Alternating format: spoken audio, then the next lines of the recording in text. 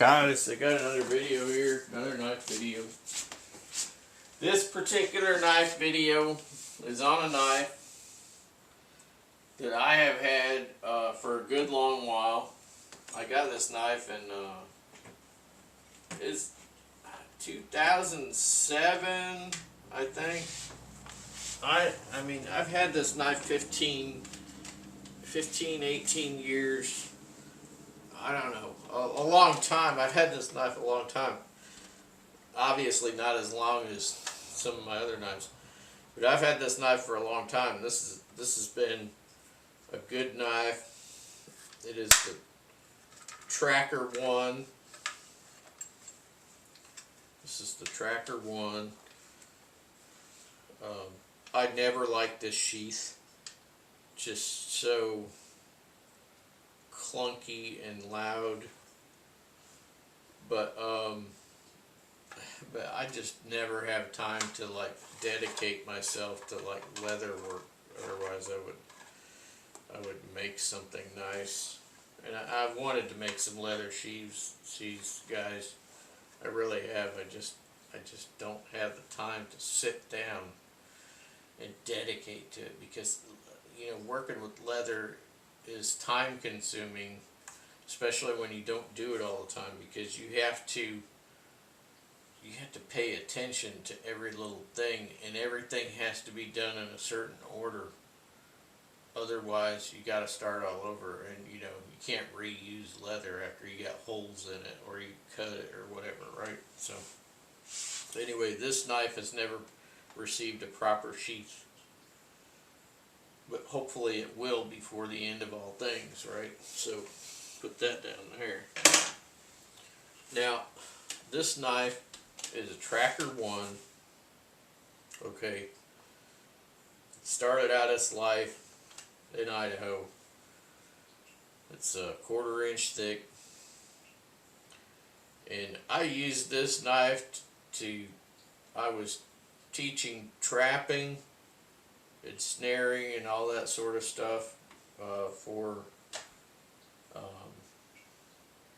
informational purposes, right? So now, just skill sets out, you know, woodsman's skill sets, I guess you could call it.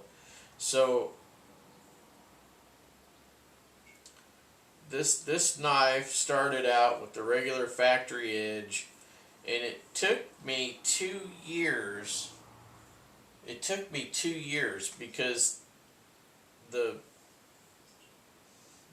bevel on it is thick. So it took me 2 years to regrind the bevel on the straight edge and the curved edge.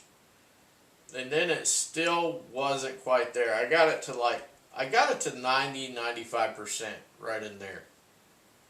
And then I used it. It really worked really great after I got that, because there used to be the secondary bevel knife edge on both of these blade sections, which, you know, I am not about that. I'm all about convex. And convex is the way to go.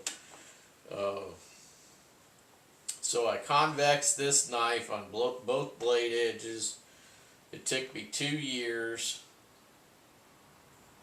And then many years later, I ran into a fella online, and his name was Hunter. His name was Hunter, a really nice young fella, and he's a firefighter. So, which is really, like, you know, kind of surprised me a little bit, because I had seen some of the things that he had done to other people's knives, and I thought that, well, he's full-time, you know, custom knife guy. But apparently he wasn't. He's a firefighter, and really nice young guy, really nice guy. I mean, at least in my opinion, from my experience talking to him. And he says, "Hey, I'm looking for a tracker. I'm looking for a tracker. Does anybody got one that they don't want anymore? They got it and they're unhappy with it and they want to sell it, you know, for a song." You know, he was looking for an unwanted tracker, is what he was looking for. And I said, "Look," I said, "I got two." Because I had bought another one from a guy just as a backup knife. Because I always got a couple of knives around, right? So anyway, this guy, he needed some cash, and he sold me another tracker. Wasn't this one. And I said, "Hey," I said, "I have another tracker, and I'll just give it to you." You know, I had gotten it for dirt cheap. And so I said, I'll give you a tracker, you know, if you want." And he says, "Oh, I can't just take that tracker from you." He says, "How about I do some custom finish on your personal tracker for you, in return for the knife." And I said, "All right." So I sent him both of the trackers. I sent him the one that I was giving him, and I sent him my original, which was already convexed. And I said, "Hey," I said, "do me a favor and just take the grind up a little bit while you're working on it." I told him I trusted him. "Take the grind up just slightly, like another 1 or 2 millimeters, and then go ahead and do the finish." He said, "Oh, okay, I'll do that for you." So he went and he took another 1 or 2 millimeters off the grind for me there. It was already convex, already nice and sharp, but I thought, well, it would be nice to have the grind just slightly higher. So he did that, and then he did this finish on here. It looks like a hammered finish, but I think it's done with laser. Okay, you can do a lot of things with laser stuff nowadays. So he did this finish, which is really nice, very, very nice. And then it's just plain steel right here, right underneath where the sawback is. And then he went ahead and laser etched the tracker logo, which was just it's pretty much engraved on there. Now it was just kind of surface etched with the laser before, but now it's kind of engraved in there. It's really nice looking, and it's yeah. So it looks really good. And then he blued everything for me, and then he polished the bevel. Okay, he polished the bevel for me, and put it all back together, and he sent it back to me. I said, "Man, that's beautiful," and I thanked him. That's really, really a wonderful knife finish. I just really like it because it goes with the knife. It's got a rugged look, but it's still good looking. And I've used it quite a bit since he blued it and put that finish on there and everything, and it just, it doesn't do any damage to it or nothing. It's great. He did have to take the brass tube out of there, which is fine. I don't care about that. Took that out and put the paracord back on there. But the handle scales, I had added this, I call it the Fury Road tread pattern, because it's my own tread pattern, right? It's not Tops's. And then I put this bow drill divot in there. I don't know how many bow drill fires I have made over the years with this knife since I got it. I put that bow drill divot in there, and I put it on this side. I put it on this side, but I normally would have put it on this side. But the thing is that the logo is etched in these earlier, you know, tracker ones, and I didn't want to mess that up because it does look cool.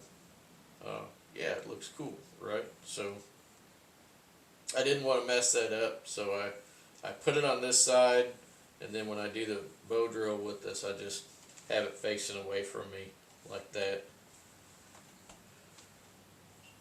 Does not have a 90-degree edge. Doesn't have a 90-degree, you know, so you ain't gonna get no sparks there.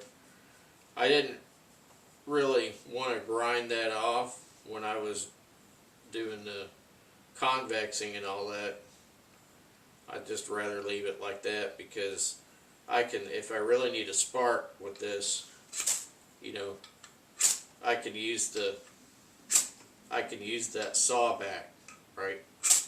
So if I really need a spark, I could use the saw back, and I limit that to, you know, the first couple of teeth area there. That way, you know, I'm not dulling up the rest of my saw. So now on the Beck version, Beck's Wilderness Survival Knife, it is already 90-degree edge there, dedicated for striking the ferro rod. Yeah. So yeah, still pleased with this knife. Yeah, I think this design does differ slightly from the Beck, the David Beck Wilderness Survival Knife. Okay, so this was taken from that, but this knife is slightly different. I think that the other has some superiority in a couple of different ways, but this particular knife, I have put this knife through the ringer, just like a couple of other knives here, and nothing wrong with it. You know, you can dig in, you know, rotted stumps and trees and stuff like that for grubs or whatever. Split firewood with it, you know. It's a great knife. A knife that I would like to have but I don't have is, I would really like to have an Ed Martin. He calls it the WTK, you know, Wilderness Trail Knife or something like that. Basically, it's very much like the David Beck Wilderness Survival Knife, but it's his version. I'd really like to get one of those. He offers them in 80 CRV2 steel, which I like that steel. I don't like the stainless steel that he uses, but that carbon steel is an option. I'd like to have one of those. But as in all things, you know, moderation, right? Yeah, moderation. Yeah, I'd really like to have one of those. That would be the third version of this style of knife.